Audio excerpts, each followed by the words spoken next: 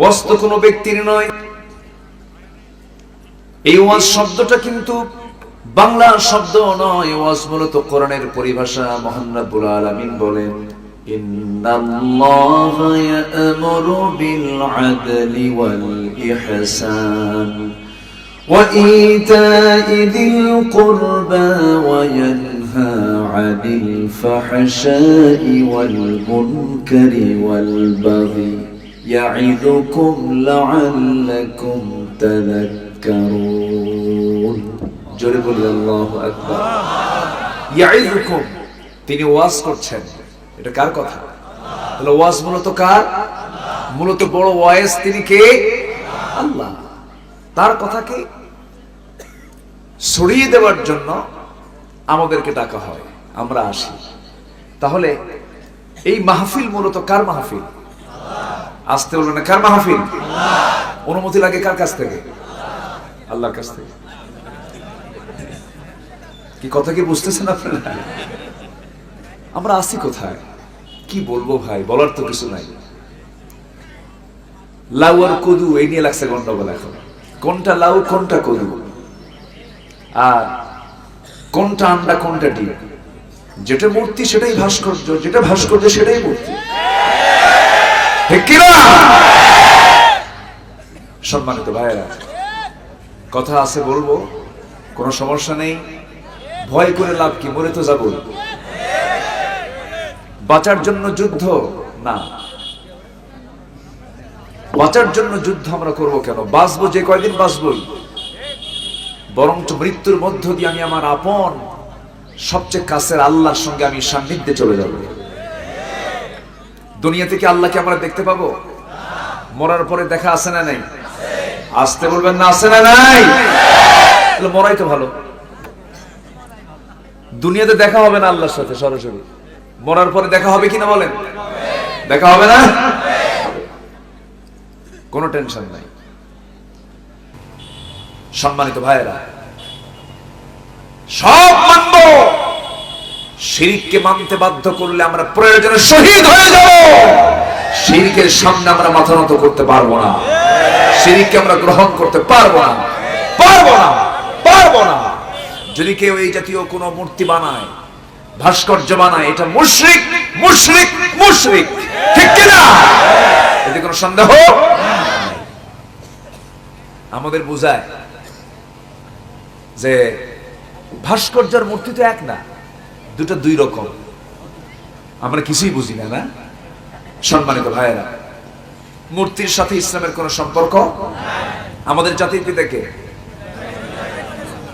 জোরে কোন? আরো জোরে, আরো জোরে। তিনবার বলা নিলাম, কিন্তু ভুলটুল যেন না হয়। ইব্রাহিম আলাইহিস সালাতু ওয়াস সালাম, আমরা কাউকে খাটো চোখে দেখি না। এদেশের স্বাধীনতার জন্য বঙ্গবন্ধু শেখ মুজিবুর রহমানের অবদান অনেক। এদেশের ইতিহাস রচনা হবে না এই লোকের নাম ছাড়া, ঠিক কিনা? তার নাম আসবে অবশ্যই। তিনি অমর, তার অমর কীর্তি, তার অমর কাজ। তিনি অনেক এই জাতির জন্য অনেক কিছু করেছেন। তিনি বাইরে যতদিন থেকেছেন তার চেয়ে বেশি জেলখানায় থেকেছেন। অনেক ত্যাগ স্বীকার তার আছে। কিন্তু আমরা কাউকে মহব্বত করতে গিয়ে এত বেশি মহব্বত করবো না যে মহব্বতের ঢালে সেও বিপদে পড়বে, আমরাও বিপদে পড়বো, ঠিক কিনা? এমন বিপদ আমরা ফেলতে চাই না, তাকেও না, আমরাও বিপদে পড়তে চাই না। সম্মানিত ভাইয়েরা, আমাদের জাতির পিতা ইব্রাহিম আলাইহিস সালাতু ওয়াস সালাম, তার বাপ ছিল মুশরিক। তার বাপ ছিল কি? ছোটখাটো মুশরিক না বড় বড় বড় সড় মুশরিক? বিশাল বড় মুশরিক। নিজে মূর্তি বানাতো, মূর্তি বানায়া সেই মূর্তি বাজারে গিয়ে বিক্রি করতো। মানে এমন রব, যে রব কেনা বেচা হয়, যে রব কি হয়? কেনা বেচা হয়। আমাদের দেশেও কিন্তু কেনা বেচা হয়। কি আওয়াজ হয় এটা? ও মেশিন। আচ্ছা, মেশিনের আওয়াজ হচ্ছে। আমার রব কি কেনা বেচা হয়? আমার রব কি কেনা বেচা হয়? তাহলে ওদের রব কেনা বেচা হয়। আমার রব কি কেনাও যায় না, বেচাও যায় না। আমার রব তার আসল জায়গার মধ্যে তার সুপ্রিম পাওয়ার নিয়ে আছেন। জোরে বলি আল্লাহু আকবার। তো মূর্তি বানায়া বলতেছে, বাজান ইব্রাহিম, মূর্তিগুলো নিয়ে তুমি বাজারে আসো। আমি একা পারতেছি না, ঝুড়ি দিলাম, ঝুড়িতে ভরাইয়া নিয়ে তুমি বাজারে চলে আসো। বেটারে গেছেন মেজাজ খারাপ হয়ে, থাম, তোর মূর্তি বানান দেখাচ্ছে।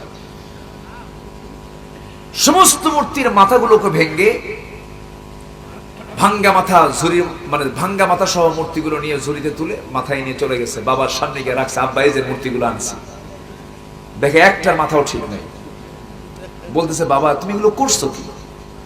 একটা মূর্তি ঠিক নাই, সবগুলোর মাথা ভাঙ্গা, এই কাজটা তুমি করতে পারলা? আব্বা আমার কোনো দোষ নাই। কেন? মূর্তি যখন এই মূর্তির ঝুড়িটা যখন মাথায় নিলাম, দেখি ওদের মধ্যে গৃহযুদ্ধ শুরু হলো। কি যুদ্ধ? ওর উপরে উঠতে চায়, ওর উপরে উঠতে চায়, চরম মারামারি। এক পর্যায়ে বললাম, এই তোরা থাম। থামলো না। আমি নিচে নামাতে দেখি যে সবগুলোর মাথা নাই।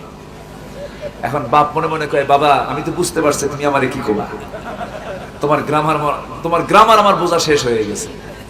আমার আব্বাজান ইব্রাহিম আলাইহিস সালাতু ওয়াস সালাম তিনি মূর্তি ভাঙার জন্য, মূর্তিকে নিশ্চিহ্ন করার জন্য তাকে শেষ পর্যন্ত আগুনে নিক্ষেপ করা হয়েছে। সাহায্যের হস্ত প্রসার করেছেন কে? আস্তে বলুন, কে প্রসার করেছেন? আল্লাহ প্রসার করেছেন। আল্লাহ এগিয়ে এসেছেন সরাসরি। আসফি হুজুর ইব্রাহিম কা ইমা পয়দা আগ কর সকতি হ্যায় এক আন্দাজ গুলিস্তান পয়দা। আজও কোথাও যদি উদয় হয় ইব্রাহিমের মতো ঈমান করতে পারে অগ্নিকুণ্ডে খুবসুরত এক গুলিস্তান। ঈমানটা যদি আমরা ইব্রাহিমের মতো অনয়ন করতাম, আজকে আল্লাহ রাব্বুল আলামিন আমাদের জন্য আগুনটাকে জান্নাত বানায় দিতে পারেন কিনা বলেন? অবশ্যই পারেন। সে আল্লাহ আজও আছেন না নাই? আসতে বলবেন না, আজও আছেন না নাই? ইব্রাহিম আলাইহিস সালাতু ওয়াস সালাম শেষ পর্যন্ত আগুনে নিক্ষিপ্ত হলেন। বাবা পর্যন্ত তার বিরুদ্ধে অবস্থান গ্রহণ করলো, বাবা নিজে তাকে আগুনের মধ্যে নিক্ষেপ করলো।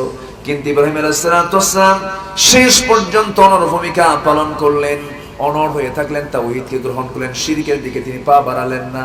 ইব্রাহিম আলাইহিস সালাতু ওয়াস সালাম বলেন, এই আগুনে থাকার যে কটি দিন, যে কটি রাত আমি আগুনে নিক্ষিপ্ত ছিলাম, আমার সারা জীবনের সবচেয়ে আরামের দিন আর রাত গুলো কেটেছিল ওই আগুনের ভিতরে। জোরে বলি সুবহানাল্লাহ।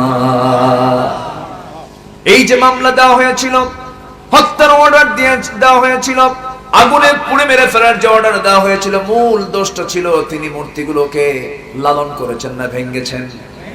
আস্তে বলুন, মূর্তিগুলোকে লালন করেছেন না ভেঙ্গেছেন?